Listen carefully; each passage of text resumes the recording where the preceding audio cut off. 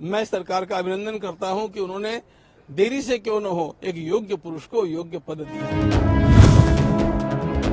भैया सच्ची बात बताऊं आपको, हमारा ट्रस्ट तो इतना सा छोटा सा है और यदि उत्तर प्रदेश सरकार का सहयोग नहीं होता तो हम कुछ भी नहीं करते।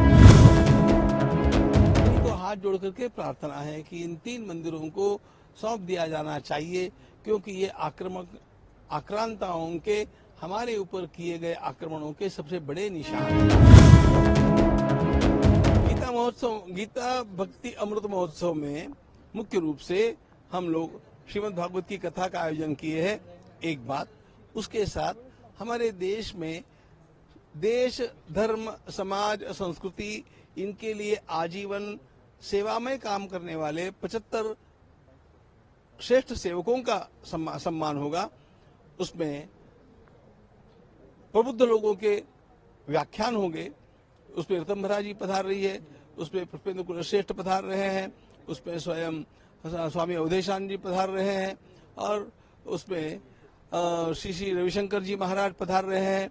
ऐसे सब लोगों का उसमें प्रबोधन भी होगा। उसमें 2 बड़े महानाट्य होंगे।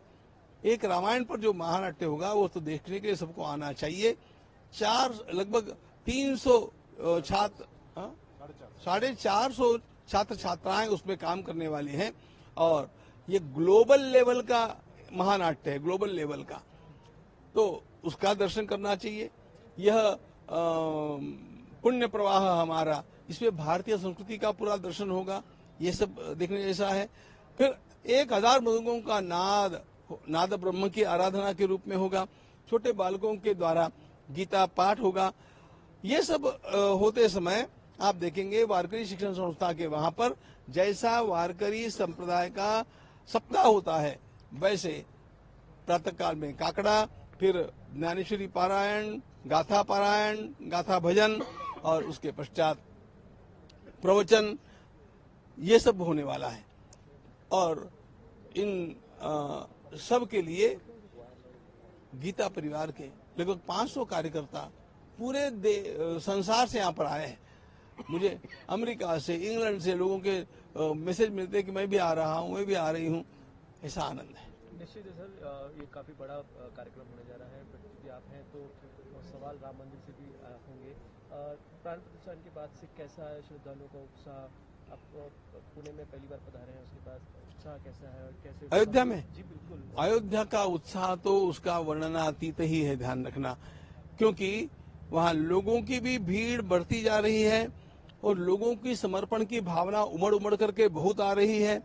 लोग मानो सब कुछ लुटाने के लिए रामलला के पास आ रहे हैं, ऐसी आज की स्थिति है। लेकिन हमें संतोष इस बात का है कि किसी को भी वहां दर्शन करने के लिए किसी प्रकार का व्यवधान नहीं है। बहुत जल्दी अच्छी तरह से सुखद दर्शन सबको हो जाते हैं।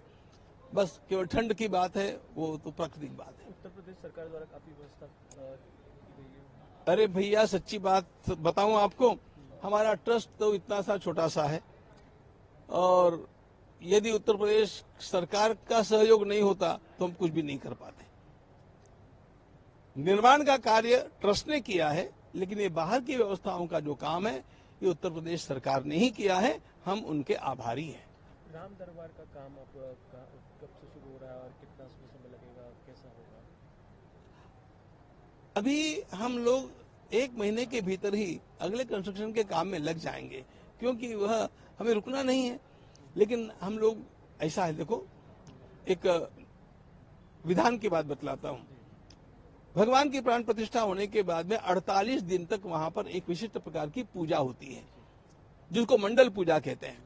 ये 48 दिन पूरे होने के बाद में हमारा कंस्ट्रक्शन फिर से आरंभ हो जाएगा। एक और सवाल है, आखिरी सवाल है। राम मंदिर हो गया, अब जो चर्चा शुरू होगी वो ज्ञानवापी की हो गई, मथुरा की हो गई। ज्ञानवापी में तो काफी अच्छा फैसला भी आया है कि व्यास तहखाने में पूजा पाठ शुरू हो गई है। आप कुछ कहेंगे मुस्लिम पक्ष को? इसका ज्ञान मुझे उतना ही है जितना कोई भी सामान्य व्यक्ति अखबार में पढ़ता है या किसी क्लिप पर सुनता है। बाकी मुझे राम मंदिर से फुर्सत नहीं, और उससे जो फुर्सत मिली वो महोत्सव से फुर्सत नहीं। ये होने के बाद मैं उसका विचार करूंगा। जो मैं जानता नहीं हूँ वो मैं कभी बताऊंगा नहीं।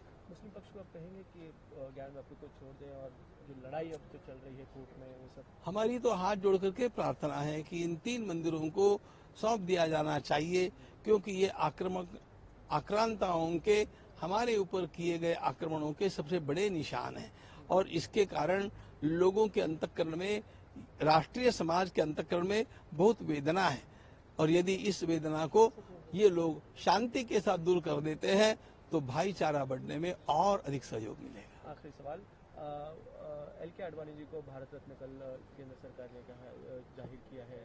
एल.के. आडवाणी, लाल कृष्ण आडवाणी जी को भारत रत्न, उनका काफी रोल रहा है राम मंदिर निर्माण में भी और पूरा जो आंदोलन चला था, क्या कहेंगे आप उस पर, आपकी क्या प्रतिक्रिया? मैं सरकार का अभिनंदन करता हूं कि उन्होंने देरी से क्यों न हो एक योग्य पुरुष को योग्य पद दिया है। हमसे जुड़े रहने के लिए हमारे YouTube चैनल को सब्सक्राइब करें और नई वीडियो की नोटिफिकेशन के लिए बेल आइकॉन को दबाएं। अगर आप ये वीडियो Facebook पर देख रहे हैं तो लाइक जरूर करें और ज्यादा से ज्यादा शेयर करें। धन्यवाद।